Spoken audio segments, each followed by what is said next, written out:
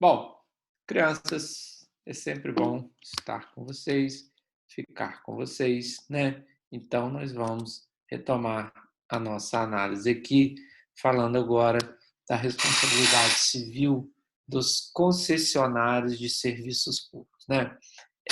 A gente estava falando, antes de ser abruptamente cortado pela nossa limitação temporal, né? A gente estava falando das hipóteses em que o Estado delega a um particular a prestação de um serviço público. Perceba, desde já, que o Estado ele não delega, ele não transfere o serviço público, ele transfere a prestação do serviço público. Então, uma empresa participa de um processo licitatório, esta empresa vence a licitação e celebra com o Estado um contrato administrativo, um contrato de concessão, ou seja, o Estado concede ao particular a prestação do serviço público. E a regulamentação destas concessões encontra-se na famosa Lei 8987/95. Por exemplo, a gente falava do exemplo da estrada, né? Você pega ali à esquerda, ali, logo depois de Além Paraíba, para ir para o Rio pela Serra, tem uma placa lá, trecho sobre a concessão da CRT, concessionária Rio-Teresópolis. Então, uma empresa particular venceu a licitação, celebrou com o Estado um contrato administrativo e ela é responsável por prestar aquele serviço público. Qual? Manter aquele trecho lá, aquela estrada que vai ali de Além Paraíba até lá na Baixada Fluminense. E aí, outros exemplos, a Enel, fornecedora de energia elétrica, ela é a concessionária de serviço público de fornecimento de energia elétrica. Então, celebrou com o Estado celebrou com o particular um contrato de concessão. E neste contrato de concessão, a lei estabelece que a Enel, que a CRT prestam aquele serviço público por sua conta e risco. Então, se o serviço público é prestado por sua conta e risco, a responsabilidade é do concessionário. Assim, preste atenção, se eu estou transitando lá na CRT indo para o Rio de Janeiro e sofro um acidente, ali a responsabilidade primária é do concessionário. Será objetiva e direta. E, aliás, olha o que diz o parágrafo 6º. As pessoas jurídicas de direito público e as pessoas jurídicas de direito privado prestadoras de serviço público, pessoa jurídica de direito privado prestadoras de serviço público, responderão pelos danos que seus agentes causarem a particulares, nessa qualidade, causarem a particulares, ressalvar direito de regresso nos casos de dolo ou culpa. Então, consagra a responsabilidade objetiva, independe de culpa ou dolo, e direta, porque está lá, as pessoas jurídicas de direito privado prestador de serviço público responderão pelos danos que seus agentes nessa qualidade causarem a terceiros. Assim, crianças, para danos causados tanto ao usuário do serviço público quanto ao não usuário, tá? Você está caminhando pela rua aqui, de repente há um curto-circuito na rede de energia elétrica, você sofre um prejuízo. Veja, mesmo você não sendo usuário do serviço público, a responsabilidade ela será direta e objetiva no nosso exemplo aqui da Enel. Esse exemplo aqui, essa decisão do STF resultou de uma condenação de uma empresa de transportes públicos, empresa de ônibus lá na capital, que atropelou um ciclista. Veja, neste caso, a empresa de ônibus alegava que não poderia se aplicar a responsabilidade civil do Estado, porque aquele cara não era usuário do transporte público. Então, a responsabilidade não poderia ser objetiva, e sim subjetiva. Só que o STF entendeu que a responsabilidade dos concessionários é objetiva e direta estivesse o cara dentro do ônibus, com uma freada lá, caiu, quebrou o nariz, ou, que seria o usuário, ou para aquele que está ali fora caminhando e cantando e seguindo a canção pelas ruas da cidade e é atropelado por aquele ônibus, ok? Beleza? E aí? A responsabilidade, portanto, é objetiva e direta do concessionário.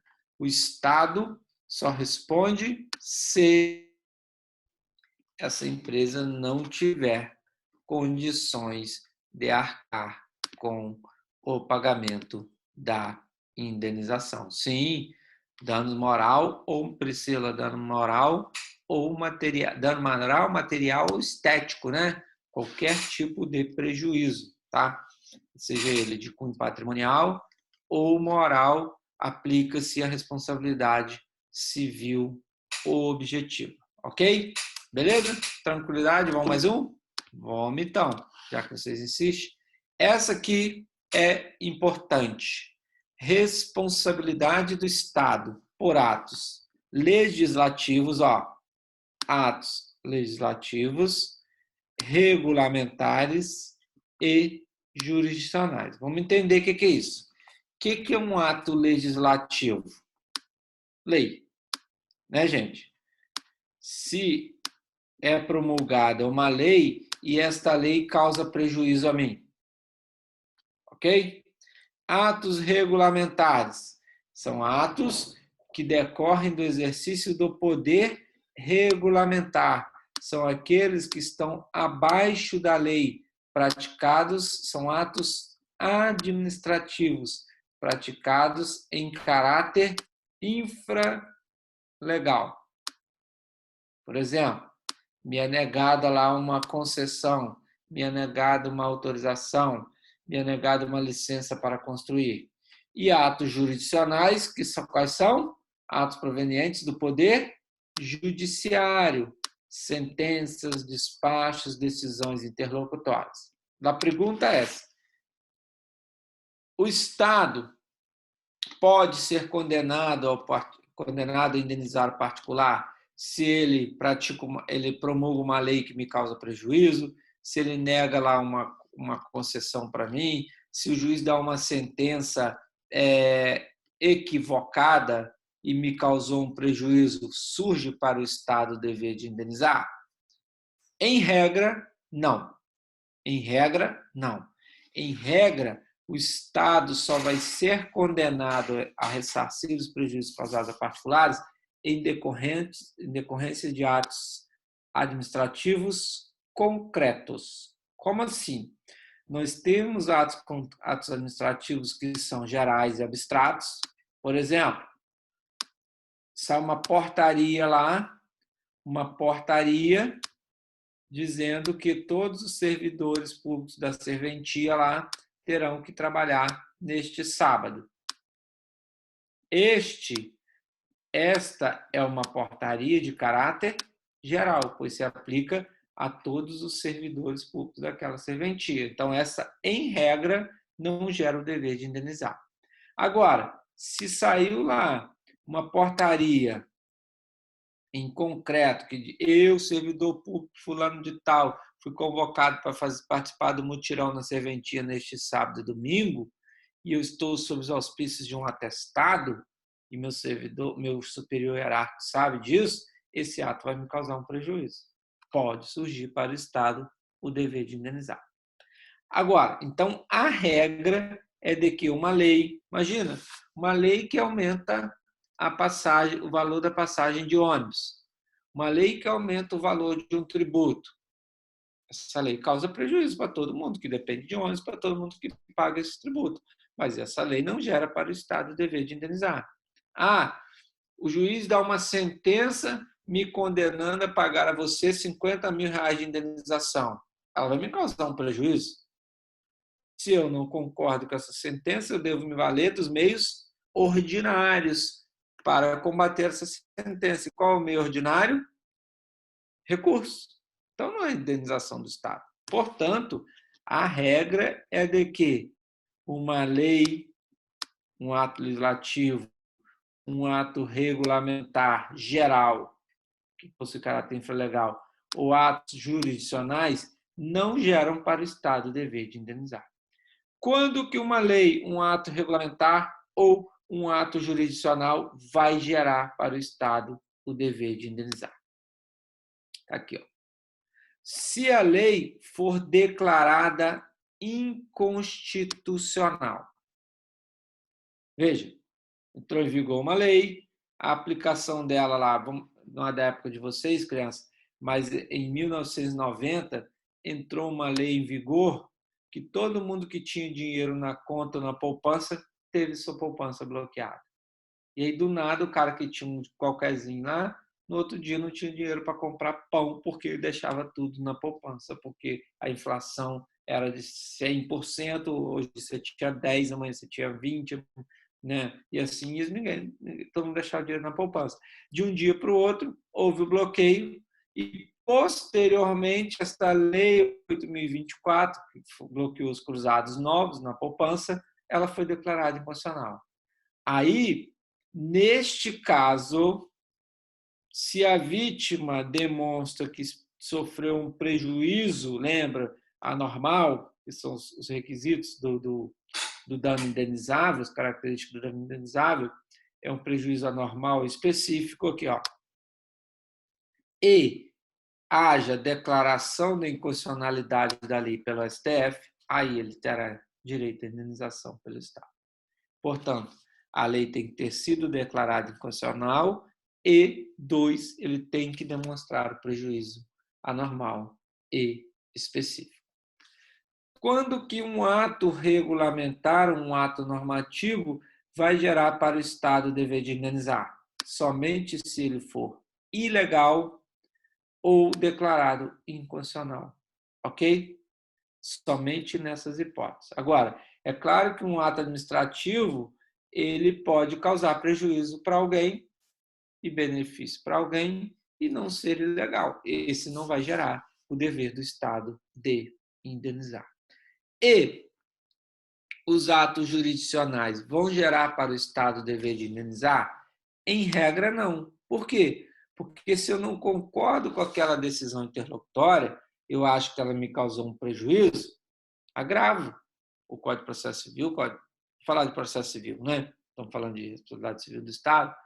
Se eu entrei com uma ação contra você e o juiz dá uma sentença que eu entendo que me causa prejuízo, ou dá um despacho, ou dá uma decisão interlocutória que eu entendo que me causa prejuízo, eu tenho que ficar ligado lá nos prazos do Código de Processo Civil para fazer o agravo, ou se for sentença, para apelar. Então, eu não posso, cochilei, perdi o prazo para apelação, mas aquela sentença foi um absurdo. Eu vou pedir indenização ao Estado? Não. Eu que me valha dos procedimentos ordinários para manifestar a minha insurgência com aquela decisão judicial, que são os recursos previstos no Código de Processo Civil ou Penal. Por que que, em regra, um ato jurisdicional não gera para o Estado o dever de indenizar? Por causa da autoridade da coisa julgada, que consagra a soberania do Poder Judiciário. Ok? Agora, existem duas hipóteses em que há a garantia de responsabilidade civil do Estado por erro judiciário. Quais são? Somente essas duas hipóteses aqui, ó. Condenado por erro judicial ou o cara que ficar preso além do tempo fixado na sentença. Outro dia, ou algum tempo, não foi outro dia, mas já tem mais de ano, eu estava vendo a reportagem do cara que foi preso por ser o maníaco da moto, não lembro se foi no interior do estado de São Paulo, a mulher que foi agredida pelo cara, o cara de capacete, né? Aí a mulher viu uma filmagem, falou, viu outro cara de capacete, falou, na filmagem falou, foi aquele cara ali. A polícia agarrou o cara, prendeu ele, condenou, não sei o quê, não sei o quê. Depois descobriu-se que o cara que foi preso tinha, por exemplo, 1,80 m e o agressor tinha 1,70 m. Então, aquele cara, ele foi condenado por erro judicial. Mesmo que tenha recorrido e foi mantida a sentença, nesse caso, ele terá, não sei se exerceu, mas terá direito a ser indenizado pelo Estado por erro judicial. Ou foi condenado a uma pena lá de reclusão de 5 anos, já está preso há 5 anos e meio e não soltam o cara. Ficou preso além do tempo fixado na sentença, responsabilidade civil do Estado. Outra questão que também tem caído em concursos públicos versa sobre a... Cara, será que nós não vamos conseguir entrar em servidores públicos hoje? Sei lá. Isso me controle meu tempo aí, galera. Como é que tá a nossa vida aí, Sara? Estou perdido. Não olhei a hora que começamos. Mas, enfim. São 17 minutos agora de reunião. Vamos lá. Obrigado. Responsabilidade dos notários e registradores. O que é isso, criança? Essas serventias extrajudiciais, cartórios, cartório do RGI, Registro Geral de Imóveis, cartório do RCPN, Registro Civil de Pessoas Naturais, cartório de títulos e documentos. O que acontece? Esses caras, eles são agentes públicos. Por quê? Eles recebem, esses cartórios, eles recebem uma delegação do poder público, está lá no artigo 236 da Constituição Federal. Hoje, para você ser titular de um cartório, você tem que ser aprovado em concurso público. Uma vez aprovado em concurso público, você assume lá o cartório e vai receber uma delegação do poder público. É importante o seguinte, que você saiba que o cartório, essa serventista judicial, ele não possui personalidade jurídica própria. Então, se ele não possui personalidade jurídica própria, a vítima ela não tem como propor a ação, a vítima ela não tem como propor a ação contra o cartório, porque, em regra, para ser parte tem que ter o quê? Boa personalidade jurídica própria. Então, se não é pessoa, em regra, por que em regra? Porque tem alguns entes despersonalizados que podem ser parte de um processo, por exemplo, condomínio, a massa falida, né? São alguns exemplos que não têm PJ própria, mas que podem ser parte de processos. Contudo, são exceções. A regra é que para ser parte em um processo, para ser autor réu, tem que ser PJ. E se o cartório não possui personalidade jurídica própria, a ação indenizatória não pode ser proposta contra o cartório. Será proposta contra quem? Contra o titular do cartório, contra o agente público, vou botar aqui, contra o próprio notário. Ok? Notário. Caneta azul. Então, a ação será proposta contra a pessoa física. Graças, chicas. Solamente usted es muy amable. ¿Sí? Obrigado. Vocês querem café? Deixa eu pegar um cafezinho aqui. Vocês aceitam? Arrumou até uma canequinha aqui que eu nunca vi na vida. Até eu tinha uma canequinha da vaquinha aqui, mas tudo bem. Pobre é uma desgraça, né? Mas enfim. Deve ser, né, gente? A gente não sabe como é ser pobre. Então, olha só. Olha só, criança. Lembrando, nossos filósofos Taeme e Tiago. O que aconteceu dentro de sala, fica dentro de sala, né, Priscila? Então, vamos lá. Voltando aqui, a ação, então, tem que ser proposta contra o agente público. E aí? Olha que tem divergência nessa bagaça aí. O STF entende o seguinte: para o STF, a ação tem que ser proposta pela vítima em face do Estado.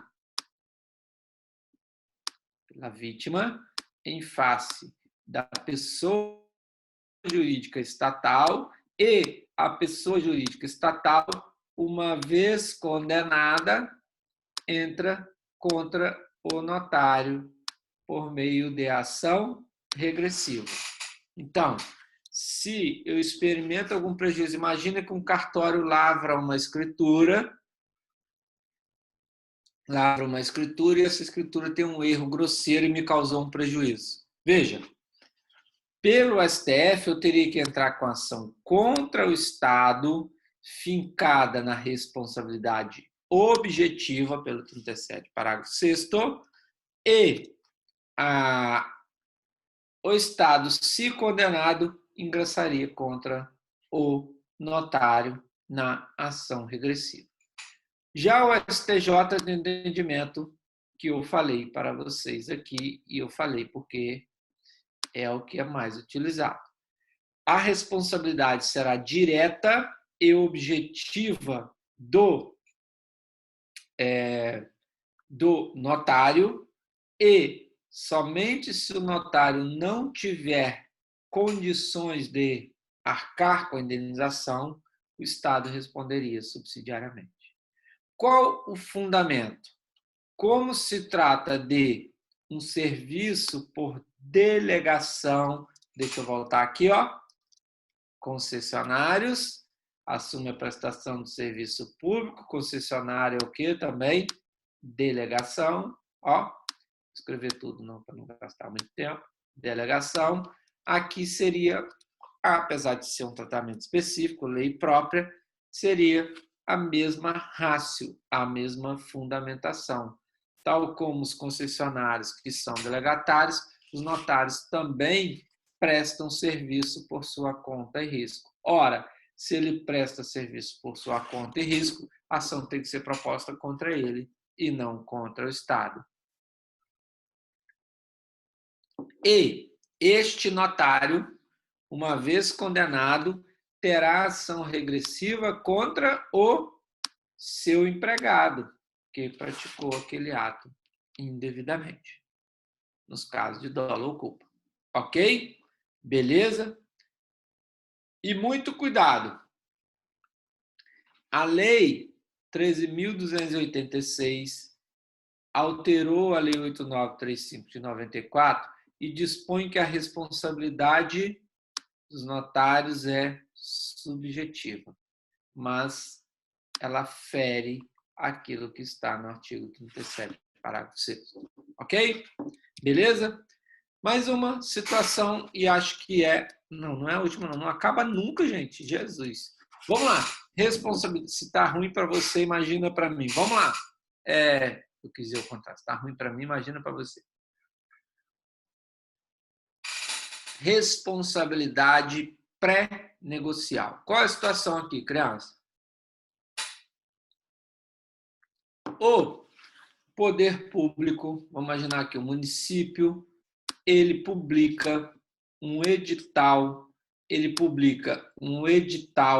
de licitação, convocando quem tiver interesse para participar de um procedimento licitatório para a construção lá vamos pegar um exemplo, de uma praça pública aqui no município. Então, é publicado lá um edital de licitação para a construção de uma praça pública, e aí você se candidata, você apresenta os documentos, você tem despesas para participar, a sua empresa, no caso, né? Imagina, vamos pegar quem está na cara do gol, que é a Sara, a Priscila e a Lindsay. Não, a Lindsay, que responde, tá? Tamo junto, firmes e fortes. E já disse a vocês, o dia que vocês forem juízes, eu vou entrar no gabinete de vocês metendo o pé na porta, ok? Grava isso. Vocês podem me dar ordem de prisão, mas eu vou fazer isso. Então, olha só. É o seguinte. Gravaram? E, aliás, grava isso não. Aliás, está gravado, né, gente? Boa? Fechou? E não adianta virar a cara para mim, não, que eu fazer que não me conhece, não, que eu vou contar as histórias de vocês, tá? Ok? Tá tudo gravado aqui. Bom, aí o que acontece? Imagine que a empresa aqui da Sara contratou algumas pessoas para participar desse processo de licitação, a empresa da Priscila, a empresa da Linit. E aí, o que acontece? Com essa crise da pandemia, o que aconteceu? O município entendeu que não é hora mais de fazer essa obra pública. Então, o que ele faz? Revoga este ato administrativo. Fala, olha, gente, por questões de conveniência e oportunidade para o interesse público, nós não vamos mais fazer, não é o momento adequado para fazer essa obra pública. Então, pelo princípio da autotutela, o Estado ele pode revogar. Veja, não há ilegalidade nenhuma nesse edital, mas ele entendeu, poxa, nós já estamos gastando dinheiro aí com Covid, estamos em crise, não sei o que, tal, revoga o edital de licitação. Ah, mas a empresa da Sara, a empresa da Priscila, a empresa da Aline já gastaram dinheiro para participar desse processo licitatório. Lá a pergunta elas serão ressarcidas por eventuais prejuízos que tenham experimentado? Ou seja, a responsabilidade pré-negocial? Qual era o objetivo da Sara, qual era o objetivo da Priscila, qual era o objetivo da Aline? Celebrar um contrato administrativo com o Estado. Mas para que se celebre esse contrato administrativo é necessário participar desse processo licitatório, o qual foi revogado. Veja, aí a Priscila, a Linit e a Sara, as empresárias, cada uma no seu quadrado, né, tiveram despesas, gastos para participar dessa licitação e agora a licitação não vai mais existir. Elas serão ressarcidas? O que acontece aqui? Em regra, a anulação do procedimento licitatório por motivo de ilegalidade não gera o dever de indenizar. Não é o caso do nosso exemplo, ok? Nosso exemplo não foi ilegalidade, foi o quê? Inconveniência. Mas, o que eu preciso saber? O artigo 49, parágrafo 1º da Lei 8 Besta, já ouviram falar da 8 Besta? 666, o número da, hein? É o número da. Então, a Lei 8 Besta, ela dispõe que se a licitação for anulada porque havia algum vício de ilegalidade, nenhum particular, nenhum participante será indenizado. Agora, o artigo 59, parágrafo único da Lei de Licitações e Contratos Administrativos, que é 8666, dispõe que a administração deve indenizar o contratado pelo que este houver executado até a data em que for declarada a nulidade da licitação. Veja, essa indenização, evidentemente, será dos prejuízos regularmente comprovados. Ou seja, não há que se falar em reparação do dano sem dano a ser reparado.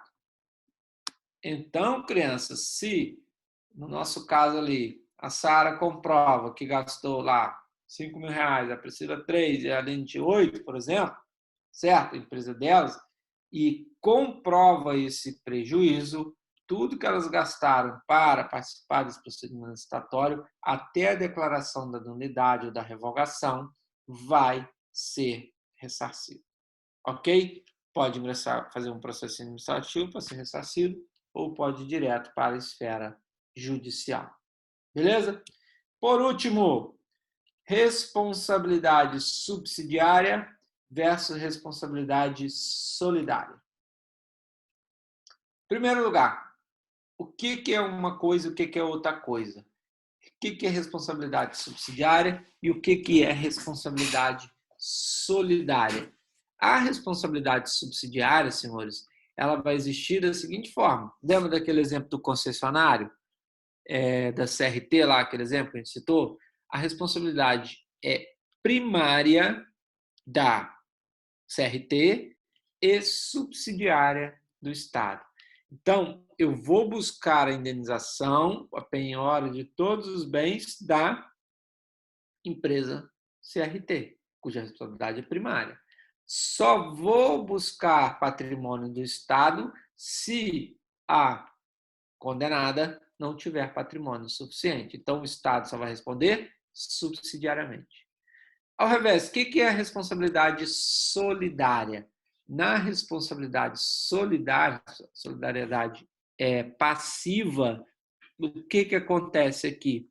Na solidariedade passiva, é aquela que o réu, o autor, que o credor, ele pode exigir o todo de um, de alguns ou de todos os componentes, todos os réus. E aí, o que nós temos aqui, crianças? Nessa situação, o que acontece aqui?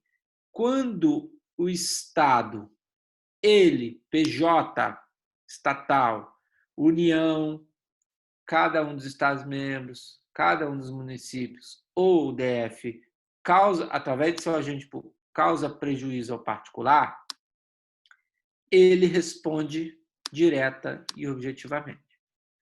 Agora, nas demais hipóteses, a responsabilidade do Estado é subsidiária. Aquele exemplo que eu acabei de citar aqui da concessionária, né? O prestador de serviço público é responsável direto e o Estado só responde subsidiariamente, ok? E aí, o que nós temos aqui? Você se lembra do nosso querido professor de Direito Civil, acho que é o Elias, né?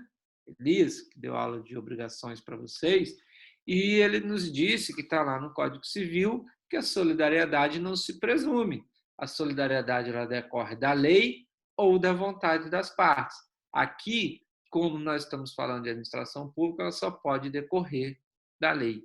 E tem duas hipóteses em que a lei prevê a responsabilidade solidária do Estado. Olha só, responsabilidade solidária do Estado. Artigo 25, parágrafo 2º e artigo 71, parágrafo 2º, ambos da Lei 8666, de 93. Quando que o Estado responde solidariamente com o... na verdade, aqui o que acontece? Quando há contratação direta superfaturada, o que vai acontecer? Vai responder pelo dano causado à fazenda pública o fornecedor ou o prestador de serviço e o agente público responsável. Na verdade, aqui, gente, o que acontece? Aqui, o Estado, nessa hipótese do artigo 25, parágrafo 1º, o Estado ele é o credor.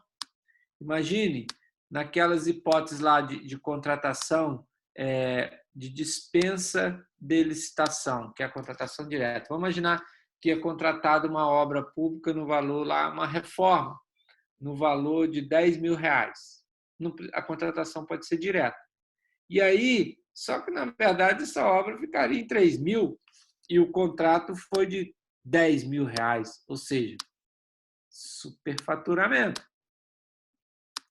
E aí, a Fazenda Pública sofreu um prejuízo, então, de no mínimo R$7.000 nessa brincadeira aí. Nesse caso, quem é que vai responder por ressarcir ao Estado o prejuízo que ele experimentou? Tanto a empresa que venceu, que celebrou esse contrato administrativo, não há o que se falar em vencer a licitação, já que foi direta, tanto a empresa quanto o agente público responsável pela contratação direta. Responsabilidade solidária. O Estado vai olhar, olha, a empresa tem patrimônio, a agente público tem patrimônio, ele vai escolher de quem pode cobrar dos dois, pode escolher de quem cobrar o todo.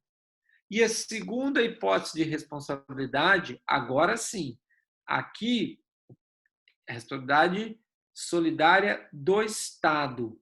Responsabilidade solidária entre a administração pública e o contratado pelos encargos previdenciários resultantes da execução do contrato. Qual a hipótese aqui, criança? A hipótese aqui é a seguinte. Vamos imaginar que o Estado participa, essa hipótese é muito comum. O Estado fez uma licitação, contratou uma empresa e essa empresa espalhou aí seus funcionários para trabalhar nas escolas públicas, né? Isso aconteceu direto há alguns anos aqui. e a gente não conseguiu receber essas empresas até hoje, algumas a gente conseguiu, outras estamos tentando receber, mas o que acontece? O Estado contratou uma empresa, a empresa venceu a licitação, né, lógico, e aí o Estado contratou ela, e ela colocou seus funcionários aí nas escolas públicas para as mais diversas funções. O que acontece? Essa empresa ela não pagou o INSS dos seus funcionários. Neste caso, o artigo 71, parágrafo 2º, está dizendo o seguinte: olha, seu funcionário, você que trabalhava para a empresa X, que prestava serviço para o Estado, e ela não recolheu o seu INSS, agora você precisa encostar e não está segurado, está doente, precisa encostar e não está segurado, a responsabilidade pelo recolhimento dessas cotas previdenciárias é solidária, tanto da empresa que você era empregado, quanto do Estado que contratou esta empresa. Portanto, a responsabilidade solidária entre a administração pública e a empresa contratada pelo... Tá, estou acabando. Obrigado, Lívia. Na hora do amém. Obrigado, Lívia. A responsabilidade será solidário. O empregado, né, ou agora ex-empregado, pode cobrar essa previdência social, exigir o pagamento da previdência, tanto da empresa quanto do agente público, tanto da empresa quanto do Estado. Assim, meus amigos, gostaria de desejar a vocês que persigam vossos objetivos para chegarmos ao infinito e além. Ok? Crianças, então, na próxima semana, na próxima quarta, a gente adentra no estudo dos servidores públicos. Você já tem aí o slide, né? E eu gostaria de dizer que, como sempre, foi bom estar com vocês, ficar com vocês. Fiquem com o Papai do Céu, que eu também, se Ele permitir, pretendo permanecer com Ele. Digo-vos que o desejo é que tenham um excelente resto de semana e que nós se vê por aí assim que essa pandemia acabar, tá bom? Grande abraço para todos. Como diria Denilson, FOI, fui. Valeu? Um abraço, gente.